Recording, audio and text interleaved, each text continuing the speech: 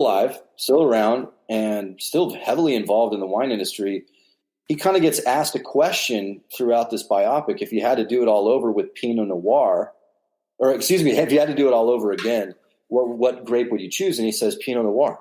And so all of a sudden, Psalm 3 takes a left turn and starts to reboot the Judgment of Paris tasting with high-level New York sommeliers in a hip-hop generation now.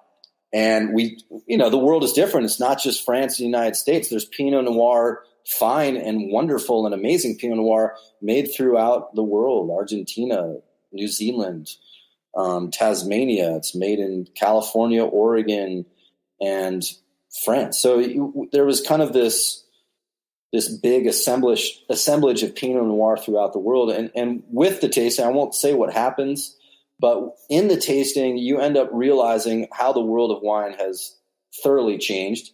And you also get to see how people taste. You actually get to view this crazy tasting that was never filmed in 1976, but you get to see how these people work their craft. And you also see how the highest level palates in the world can't agree on a damn thing. And so at the very end, I think it's a great message for the everyday consumer is your taste is what truly matters when it comes to enjoying any beverage. Yeah, someone can't tell you how to enjoy something more so than anybody else. Like if you enjoy it, then that's your prerogative, so to speak. Well, it's funny in the food world. If you said, man, I don't really like chicken, I'm not going to look down on you and go, oh, you have a terrible palate. You don't like chicken. Who cares? It's like, get on with the day, but when wine, if I don't like Pinot Noir or I don't like this producer, it's like, well, oh, is something wrong with you? Are your taste buds okay? It's like, man, we have different tastes, different sensitivities. If you taste cilantro, you may love cilantro, but to 10 to 15% of the world, it tastes like soap. And that's just a fact. We're wired differently. And we're also wired by our food culture. I grew up eating a lot of Syrian food, and my family's Middle Eastern. That was Thanksgiving for me. So when the turkey comes out, I'm like, man, this is bland. I'm used to peppered lamb and hummus and all this other stuff for Thanksgiving. And so when I have wines that are really peppery and that kind of reminds me of that food nostalgia, and it sucks me in. So much goes into what you like in wine or food or really anything that to make objective what is essentially a subjective experience is ridiculous. We do it too much in the wine. So there's my mind. I hear you.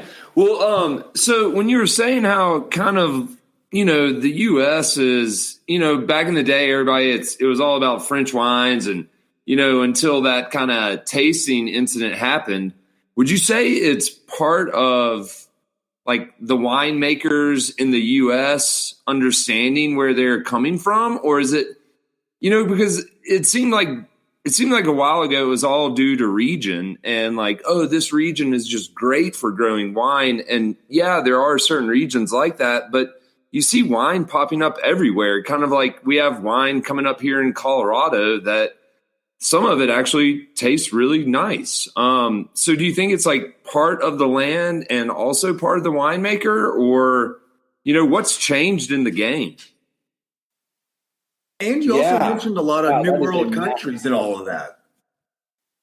Yeah, this is a massive question. And honestly, first of all, there's a lot of experimentation in the United States. I mean, you got to look at France. France, it was a lot of monks who were repressed. And when you're repressed, you need an outlet. And so they're like, man, let's figure out how this wine thing works. And we're talking centuries of observation. One of the things now is we live in this kind of asphalt jungle. Back in the day, these people were connected to nature in Middle Ages, Age of Enlightenment. And so they're just incredibly observant people when it comes to what's happening in vineyards. And so when the monks, kind of laid out Burgundy, they got it right. They understood what terroirs for the most part were insane. We're like, wow, the Pinot Noir on that hill is pretty freaking insane. Let's call that Grand Cru. And this one's a little thin and I don't know. It's not the best spot. Let's call that village level, and then this is kind of good, almost in between. Let's call it Premier Cru. I mean, they laid that out a long time ago. And man, the vineyards today are still within those delimited boundaries and they're insane. you compare that to California, it's like, dude, we laid down the first Pinot Noir in Santa Barbara in the 70s, and we had to almost replant everything. There was this golden age back in the 1880s of California wine, but that was destroyed by Prohibition. There's still, obviously you all know you're from the South, right? There's dry spots, there's moist spots, and then there's the rest of the world, which you can buy alcohol. But man, was one of you from Mississippi, or are you both from Alabama? No, I'm from Mississippi. And when you just described, Mississippi was the last holdout. That was the last holdout of Prohibition. That was 1966 when Prohibition repealed in Mississippi. So for the most part, we're just still dry. Like half of the state doesn't serve like booze. You can't buy it in half the counties. It's an interesting place, but it is home. Yeah, so we're just still trying to figure out what grows where, and we have very little restrictions and very little regulation, and I think that's a really good thing for a number of reasons. So in getting back to Colorado, it does not surprise me that Colorado is going to make tremendous wine. They are going to 100% once they figure out what grows best where and how to build a community out of it. The other thing people need to think about is climate change, and climate change is real, and it is happening, and it's changing the landscape of what we can grow where. And so there's going to have to be some hard decisions about how we farm, especially some of the older vines in specific regions. If it becomes too hot for those grapes, we're going to have to be able to adjust and figure out how to make it all work. So we got a lot going on in this era. Yeah, and even thinking about like California, and y'all are in our thoughts and prayers in that regard. But I mean, like, you're talking about vines getting destroyed from just Prohibition. I mean, climate change can definitely affect with wildfires, dry things, spells and climate change of that nature. I mean, is there concerns out there as well? Like, as we're starting to kind of learn the ropes, are y'all starting to see a new wave of issues kind of approach y'all's industry a little bit, being maybe the next generation ahead of us? Man, you just stumbled on the hot button. Okay, so I kind of launched Viticole off a premise of, sourcing organic wineries, and so that's less than 5% of the world. So I knocked off 95% of the world's wineries by launching on that model. And when I'm in some of these vineyards, a lot of organic farmers, you have to be very vigilant in the vineyard because you're not reliant on a pesticide to, wipe out any potential rot or whatever ailment you have. You're reliant on your hard work in the vineyard. So they're incredibly connected to nature. They have to be, or else they don't get a crop. That's how that works. But spending time with these farmers, you start to see the effects of climate change. So worldwide, harvest dates of the same grapes from the exact same place, they are picking 2 to 3 weeks earlier at the exact same ripeness level. That's a worldwide thing. So, yeah, the warming is happening. And so that was like kind of the first eyebrow raise for me. And then I'm at one of my producer's house and hail hits and destroys his vintage, and then it destroys it the next year again. And the same thing happens in Spain. And then I'm living in California. I was living in Santa Barbara during the wildfires. They talk about career fires.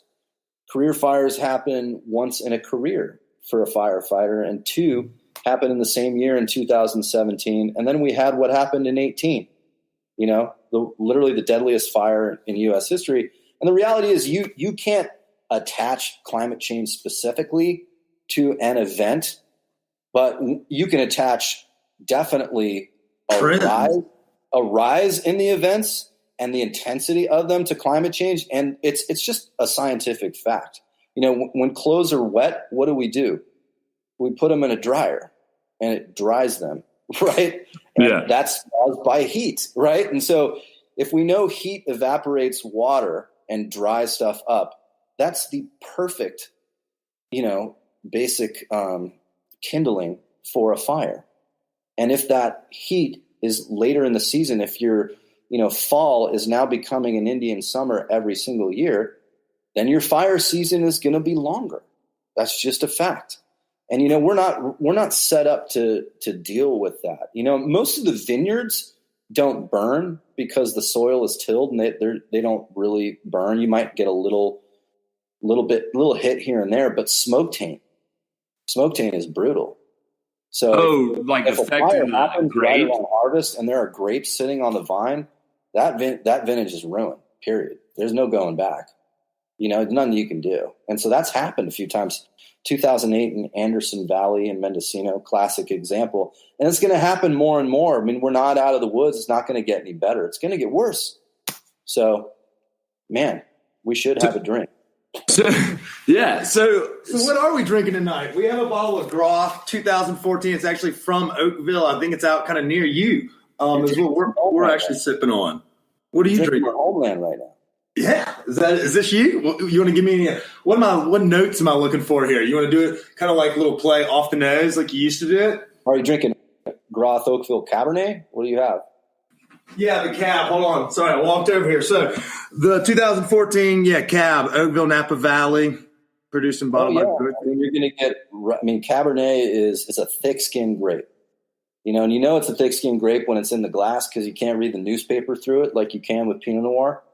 And so with thick-skinned grapes, they tend to be really a lot more lush, a lot more dark fruit involved, like blackberry, currant, cassis, that kind of spectrum of fruit.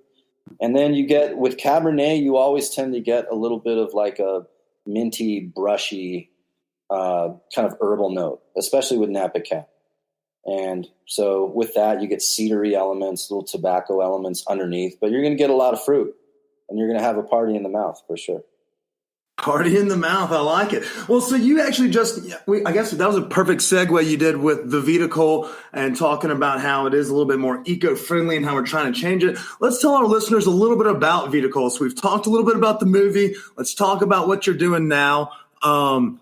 Let's talk about why it's perfect season to possibly get everyone to sign up for it. It's Christmas time. You're trying to think of what maybe to get the in-laws. Why not sign up for a nice little wine club that you get some whites and some reds throughout the year? I'll let the professionals talk about it, but give us a little insight as to the company in that regard and why our followers should be ordering this for the holiday season.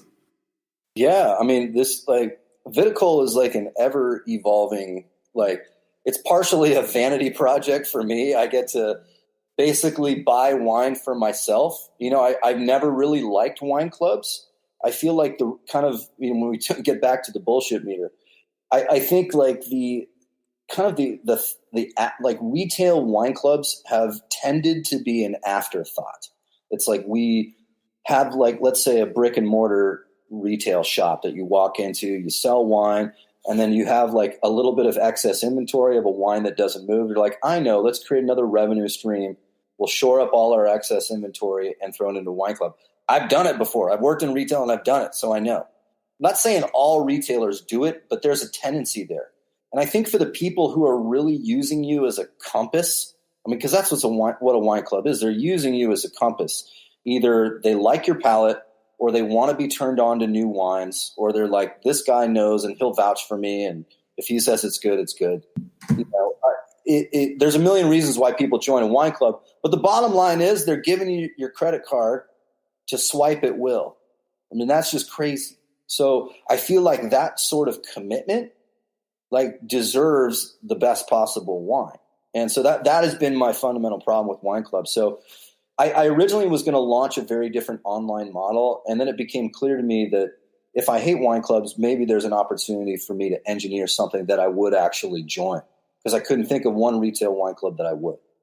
And so it became about, okay, so if I'm going to do the wine club, what price point am I going to focus on? I'm like, most of the wine bottles that I buy for myself are right around that $50 price point, and I really, honestly, I'd say about 10% of the time I'll go above that. And more often than not, I'll go below it. But I think it gets hard. When you get into the $15, $20 range, it gets very hard to find organic. And that was a big thing for me. And there's no ingredients on a label. So you don't know what's organic and what's not with wine.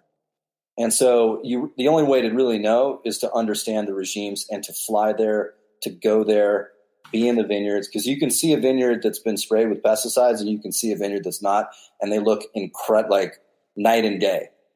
So, and then you see what their process in the cellar, because a lot of war crimes go on in wine cellars as well, which is totally fine. I understand what I'm getting into when I eat a Twinkie.